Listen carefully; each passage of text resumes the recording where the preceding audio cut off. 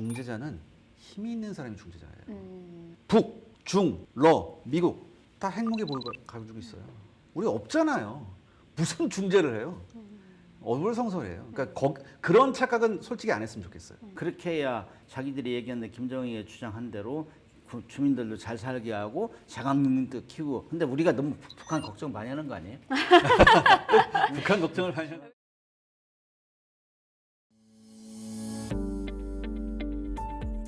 그래? 그러면 나는 눈을 다시 돌려보겠어. 과수원으로 가보지. 하면서 네. 네. 진짜 북미 회담이 제대로 이루어지면서 서로 만나고 이런 미래가 펼쳐지는 건 아닐까라는 생각도 들거든요. 교수님 이 시각은 어떻게 보세요?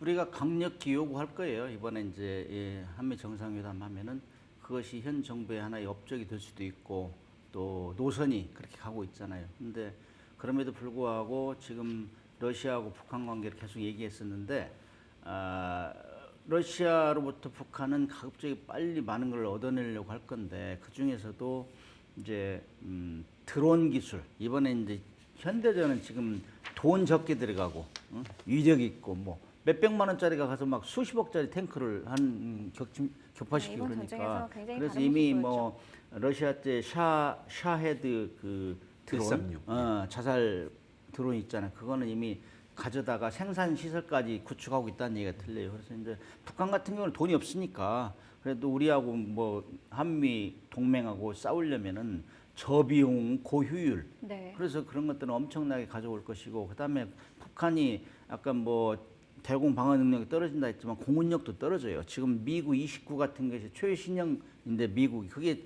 1980년대 중반에 들어온 거예요. 그럼 40년 이상 지나가지고 그거를 이제 거기에서 그저께 뭐 그 공대공 미사일 쏘는 뭐 영상도 보내고 그러던데 그걸 업그레이드 시킬 거예요. 그다음에 수 27 이런 걸 가져가고 공군력도 키운다. 이런 거를 차근차근 진행하면서 겉으로는 그렇게 하고 내부로는 뭐 미국하고 이렇게 계속 물밑 작전을 하고 있을 거예요. 제가 볼 때는 그렇게 해야 자기들이 얘기하는 김정희의 주장한 대로 주민들도 잘 살게 하고 자각 능력도 키우고. 근데 우리가 너무 북한 걱정 많이 하는 거 아니에요? 북한 걱정을 많이 하는. 왜냐하면 또 이제 북한을 바라봐야 우리가 어떻게 대비할 수 있는지가 생각이 드는데 근데 또 이렇게 말씀을 하시니까 미국과 러시아 관계도 안 볼 수가 없을 것 같거든요. 그러니까 저는 이렇게 생각해요. 네. 일단 미국하고 북한부터 한번 볼게요. 네. 만약에 계속해서 시그널을 트럼프가 보내서 김여정이 톤다운을 하면서 화답을 해서 둘이 만난다 네. 했을 때 그 시나리오는 이게 굉장히 궁금하잖아요. 궁금하죠. 저는 한 대충 세 가지 시나리오를 봅니다. 첫 번째 뭐냐면 가장 베스트 시나리오는 누구한테 베스트예요? 그러니까 서로한테 베스트. 미국과 북한에? 서로한테 네. 베스트 시나리오는 뭐냐면 동결 관리 패키지가 성사되는 겁니다.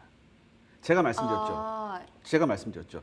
예전에는 빅딜이었어요. 완전 야 너네 핵 다 없애. 하고 이렇게 정상국가로 나가게 해줄 테니까 핵 다 없애였어요. 이게 안 됐었잖아요. 근데 이번에는 완전히 달라요. 예전하고 똑같이 생각하면 안 되거든요. 저는 동결 패키지다. 그러니까 더 이상 북한이 ICBM하고 핵 실험하지 말고 그 지금 현재 가지고 있는 핵무기를 더 이상 늘리지 않는 것. 여기에 대해서 이것까지는 우리가 용인해 줄게. 이 다음부터 우리가 제재를 단계적으로 완화하면서 그래서 덤으로는 더 이상 러시아하고 친하지 마. 이런 것도 가질 수 있거든요. 그럼 그렇게 되면 뭐예요? 제재 완화가 되면서 처음에는 인도적 완화 조치라고 해서 뭐 지금 북한의 의약품도 굉장히 모자랍니다. 네. 식량도 굉장히 모자라고. 이런 게 들어가면서 서서히 이제 해빙 무드가 들어가는 거. 둘이 양쪽에 봤을 때 이렇게 되는 거고 두 번째는 뭐냐면 가서 사진만 찍는 거예요. 예전같이. 사진 찍고 원칙적으로 이렇게 다 원칙적 합의한 다음에 변한 건 아무것도 없는 거. 이게 두 근데 번째. 그게 베스트 두 번째 베스트 이게 가장 투라고요? 실현 가능성이 높을 수도 있죠. 아. 그다음에 세 번째 시나리오는 뭐냐면은 워스트 시나리오입니다. 아예 우리 안 만나. 결렬. 만나자마자 앉아서 결렬 이렇게 되면 어때요? 극단으로 치닫는 거 있죠. 이렇게 이게 이 정도 세 가지 시나리오가 있는데 어떤 시나리오가 되든 중요한 건 뭐냐면 우리가 거기에서 어느 정도 위치를 차지할 수 있느냐라는 이게 그쵸? 문제예요. 네. 그런데 제가 이런 말씀 드리고 싶습니다. 우리가 가끔 이런 말 했습니다. 우리 예전에 대통령께서도 이런 말씀하셨는데 우리가 세계 평화의 어떤 중재자의 역할을 할 수 있다. 우리가 중간적으로서 우리가 교량을 하면서 뭐 북한과 미국을 연결시킬 수 있고 뭐 이런 얘기를 많이 했는데 저는 여기에 대해서 굉장히 회의적으로 봅니다. 왜냐? 네. 중재자는 힘이 있는 사람이 중재자예요. 이번 러시아 우크라이나 전쟁 중재자 누가 했어요? 미국이 하잖아요. 인도 파키스탄 서로 얼마 전에 치고받았을 때 누가 중재합니까? 미국이 하잖아요. 이란하고 이스라엘하고 치고받을 때 누가 중간에 들어가요? 미국이잖아요. 네. 중재자는 힘 있는 사람이 하는 거예요. 근데 우리가 지금 생각해 보세요. 북, 중, 러, 미국 다 핵무기 보유가 가지고 있어요. 우리 없잖아요. 무슨 중재를 해요? 어불성설이에요. 그러니까 그런 착각은 솔직히 안 했으면 좋겠어요. 이 말씀을 듣고 나니까 교수님 우리 핵 잠수함 개발해야 되는 거 아닙니까? 이 의견들도 사실 굉장히 많잖아요.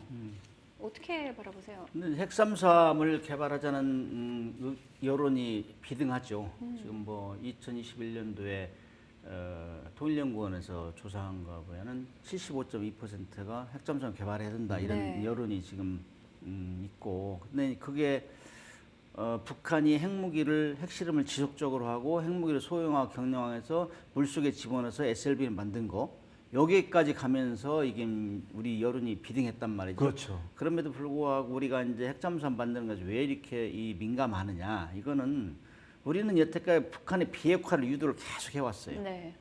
하노이, 싱가포르 뭐 우리가 견인했잖아요, 사실. 그 정도로 했기 때문에 우리가 이 핵잠수함 만들면 우라늄이 들어가죠, 우라늄. 우라늄은 핵무기를 만드는 원료이기 때문에 다 날카로운 시각으로 본다면 국제사회에서 IAEA, NPT, 미국에서 감시한다고. 그래서 금기시했어요. 핵 연료에 대해서 얘기하는데. 그렇기 때문에 핵잠수함 만들면 너 그거 한다고 말로는 해놓고 핵무기 만드는 거 아니야? 이런 색안경을 끼고 보기 때문에 우리가 현역 사람들 만드는 사람들도 항상 이거 잘못하면 뭐 진급 안 되는 거 아니야? 이거 뭐 잘리는 거 아니야? 막 이래 항상 걱정했다고. 그게 터부시해 왔는데 북한이 2016년 그 SLBM 발사 성공하고 네. 김정은이 뭐 3월 8일 날 핵잠수함 건조 공장 시찰했잖아요. 이런 얘기가 나오니까 야, 우리보다 경제력으로 40, 50배 뒤지고 뭐 명목 GDP 같은 100배 떨어지는 나라에서 다 그런 걸 가지고 있는데 우리는 뭐 하고 있냐. 이런 여론이 빗발치고 있다고. 그래서 우리 가져야 된다는데 우리가 그동안 이제 이 북한을 자극하지 않기 위해서 비핵화를 유도하기 위해서 그런 걸 뭐 비이익 사업으로 구분해 놨어요. 대외비 사업으로. 그러나 우리는 지금 핵잠수함 만들려면은 뭐 잠수함 만들 수 있느냐 없느냐. 두 번째는 거기에 들어가는 원자로를 아주 조그맣게 컴팩트하게 만들어서 다 연동시킬 수 있느냐. 이것이 키 테크놀로지고 그다음에 돈이 있어야 돼. 비싸니까 일단. 그렇죠. 돈이 있어야 있느냐 없느냐. 그다음에 이제 거기에 들어가는 핵연료를 안정적으로 공급할 수 있느냐. 이 세 가지가 키인데 지금 전번 두 가지는 다 충족해요. 그다음에 거기다 국민적 여론도 굉장히 높아져. 네. 이제는 이제 핵연료만 안정적으로 공급하면 되는데 우리는 지금 원자력 우라늄 농축 기술하고 제철 시설이 없어요. 우리는. 네, 맞습니다. 그래서 우리는 핵 주권이 없다 이렇게 얘기하거든. 원래 핵무기는 연료 주기가 있어요. 완전 그 원광석 채취해 가지고 다 가공해 가지고 뭐 핵무기 쓰고 만들고 제철에 원자력 발전소 돌리고 재처리하고 이런 과정이 있는데 우리는 농축 및 제철 시설이기 때문에 이걸 못 해요. 근데 일본은 1988년도 했어요. 그거를. 중국에 막대한 반대급부를 주고 우리는 지금 이번에 마스가 프로젝트에 1,500불을 그 조선업에 투자하겠다 미국에. 네. 이렇게 엄청난 돈을 주고 하는데 이 기회다. 그래서 우리가 이제 토탈하면 3,500억 불을 뭐 미국에 투자했다고 했는데 이런 기회에 우리 핵무기 안 만든다는 건 전 세계가 안다. 한국의 비핵화는. 그렇기 때문에 우리는 오로지 군함의 추진체로 북한이 핵무기를 만들어서 소형화 경량화해서 SLB에 집어넣는데 그거를 감시하려면 핵잠수함 필요해. 맞습니다. 디젤 잠수함 못해. 수시로 올라와야 되기 때문에. 그럼 이거 만든다는데 미국이 해줄 거야? 우리 대통령이 미국 핵잠수함 그것 좀 감시해줘. 그럼 하겠어요? 안 하죠. 미국이 갑자기 떠나버리면 뭐 우리 어떻게 할 거예요? 우리가 돈이 없어, 기술이 없어, 능력이 없어. 국민들 여론이 뭐 나빠. 그것도 아닌데 지금 상황이 time to make nuclear submarine. 네. 그래서 지금이 최적의 기기고 그래서 이번에 저도 뭐 기고도 하고 그랬지만은 대통령이 가서 한미 원자력협정 개정하자. 2015년에 개정했는데 거기에서 20% 우라늄 농축도 20%는 상호 합의하에 할 수 있게 돼 있어요. 그러나 우리 원자력계 여태까지 시도한 적이 한 번도 없어. 네. 그렇기 때문에 이건 굉장히 우리도 잘못된 건데 이번 기회에 이번에 우리도 농축 및 제철 시설을 뭐 달라. 왜 이렇게 미국이 우리를 반대하냐면은 우리가 1970년도에 이제 70년대 박정희 대통령이 핵무기 개발하다가 쉽게 말해 들켰어요. 그래가지고 그거 계속 해강령을 끼보고 있어. 한국은 능력이 돼.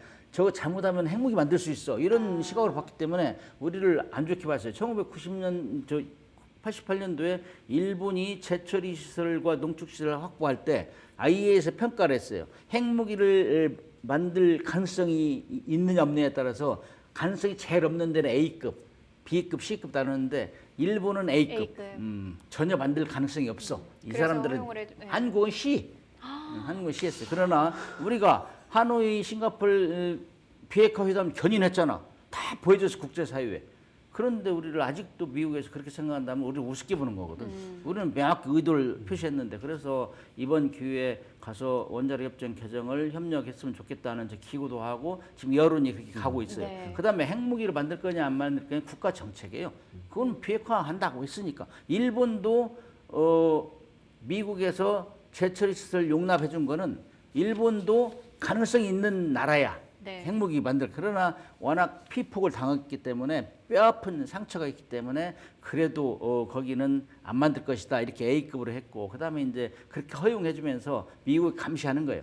너 20% 이상 만들면 너 보고해. 이게 이제 미일 원자력 지침이거든. 핵무기를 만들려면은 우라늄 농축도가 90% 이상이 돼야 돼요. 근데 농축 시설이 없으면 죽었다 깨나도 못해. 안 되죠. 그래서 우리는 지금 핵잠수함 들어가는 연료를 농축도 20% 미만을 쓰겠다. 이게 우리 계획이기 때문에 이거는 핵무기 만들 수가 없어요. 그리고 20% 미만은 국제사회에서 상용으로 거래되는 거예요.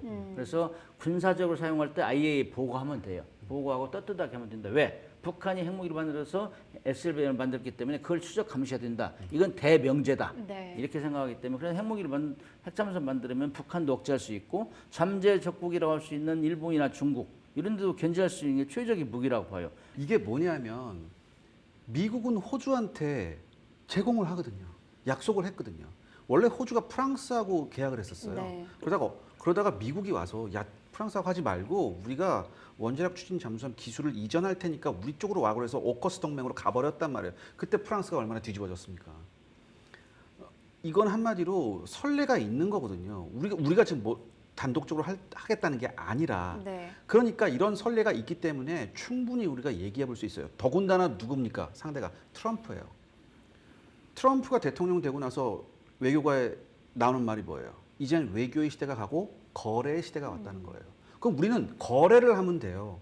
우리가 이거예요. 핵을 무기화하는 것과 이걸 추진체로 하는 건 별개의 문제라는 걸 명확히 해줘야 됩니다. 이걸 우리가 설득시킬 수 있어야 돼요.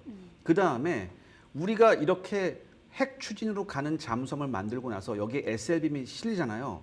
이거는 통상 재래식 잠수함에 SLBM이 실린 것 갖고는 차원이 다릅니다. 이렇게 되면 우리의 전쟁 억지력이 두세 배는 올라가는 거예요. 쉽게 말할게요. 우리는 지금 우리가 무기, 뭐 K방산 잘 나간다, 우리가 무기 개발한다. 우리가 어떤 나라를 침략하기 위해서 이런 건 아니잖아요. 우리가 지금 전력을 강화하는 것은 한반도에서 전쟁이 일어나지 않게 하기 위한 전쟁 억지력이에요. 우리는 외국을 침략할 그런 의도가 없는 나라가 명백합니다. 여러 번 보여줬죠. 예, 굉장히 많이 보여줬어요. 네. 그러니까 이걸 우리가 설득을 해야죠. 거래를 하고 설득을 해야죠. 미국한테 충분히 설득할 수 있습니다. 미국이 가장 신경 쓰는 게 뭐예요? 중국이에요. 중국은 지금 핵잠수함이 물론 성능은 좀 그저 그렇지만 핵잠수함이 드글드글해요. 네. 앞으로 더 많이 만들 거고. 드글드글. 네. 그리고 북한도 지금 핵 추진 잠수함을 만들려고 하고 있어요. 북한은 이미 SLBM을 만들었고요.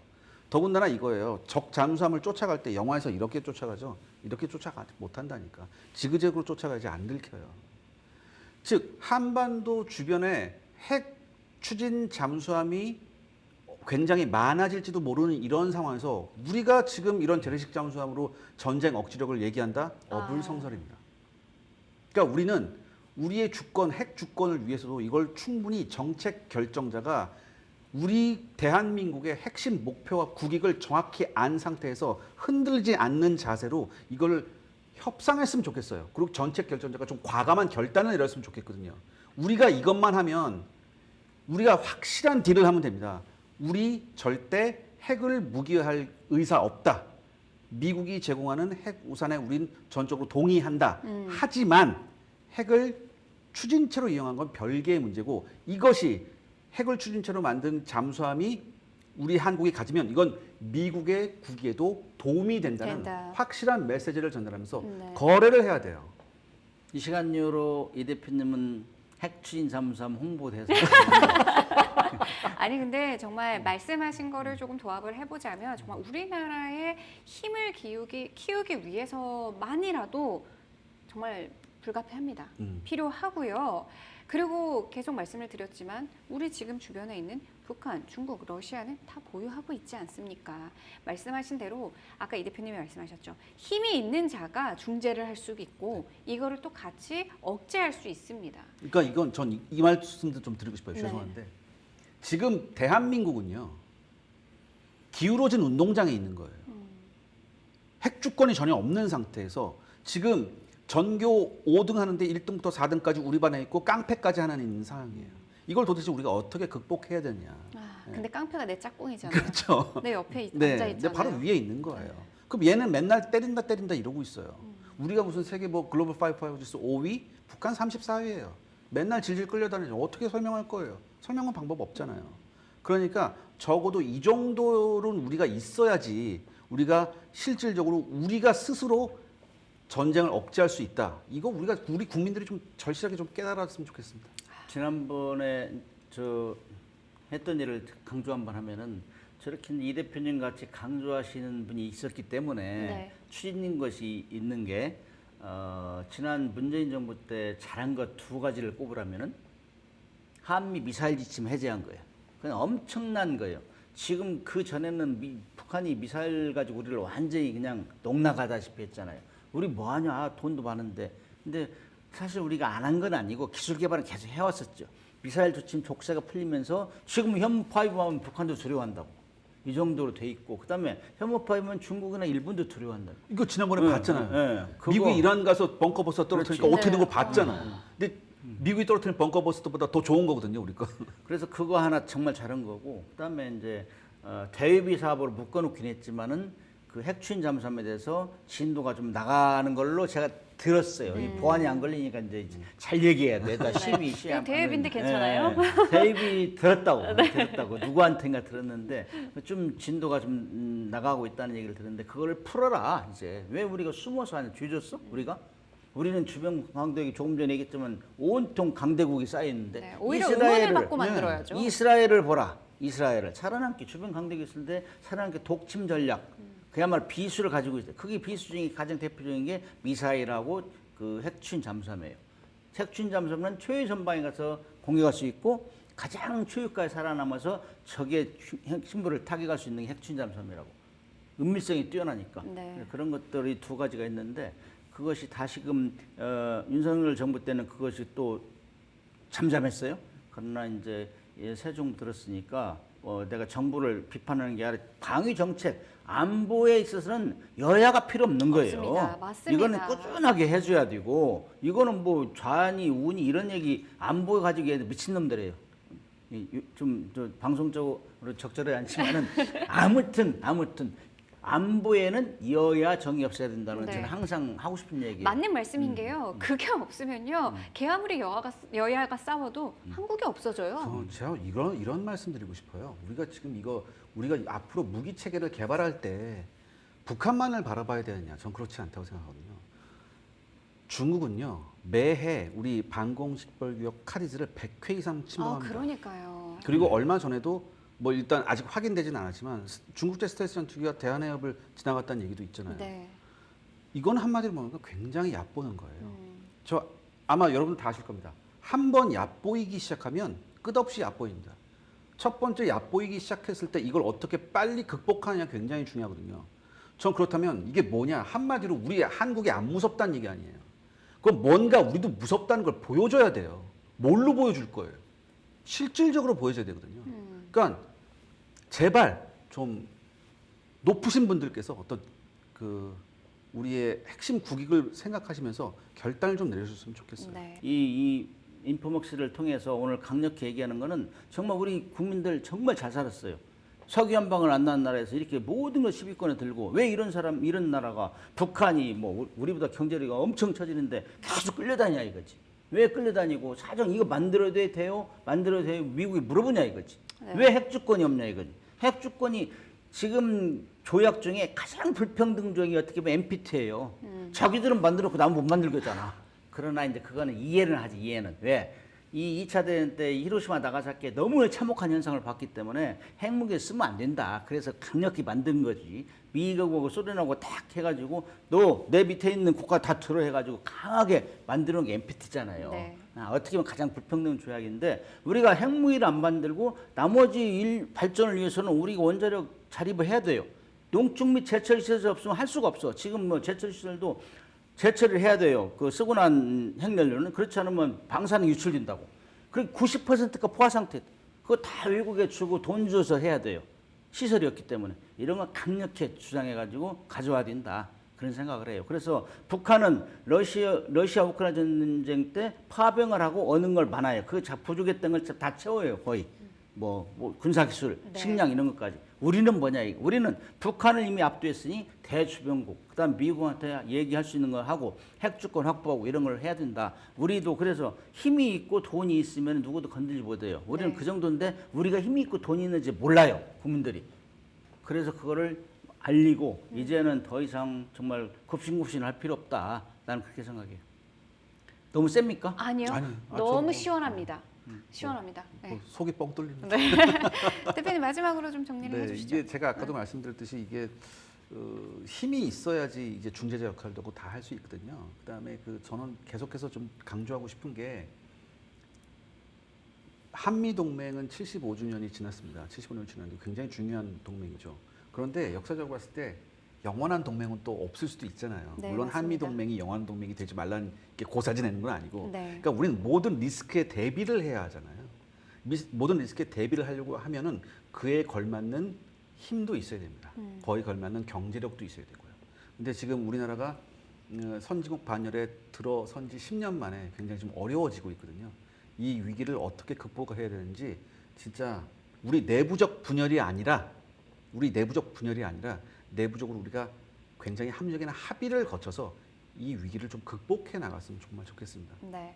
초반부에 거의 한 3분의 2 지점까지 이야기를 나눌 때는 걱정과 두려움에 좀 앞섰거든요. 아, 이러다가 진짜 우리나라는 어떻게 되는 건가? 특히나 이 러시아 우크라이나 전쟁 이후에 종전이 된다면 그 이후에는 더욱더 우리의 모습은 어떻게 되나 했는데 막판에 또 교수님과 대표님의 이야기를 듣고 나니 오히려 이제 발전을 하면 되겠다라는 좀 희망과 힘이 좀 생긴 게 아닌가라는 생각이 듭니다.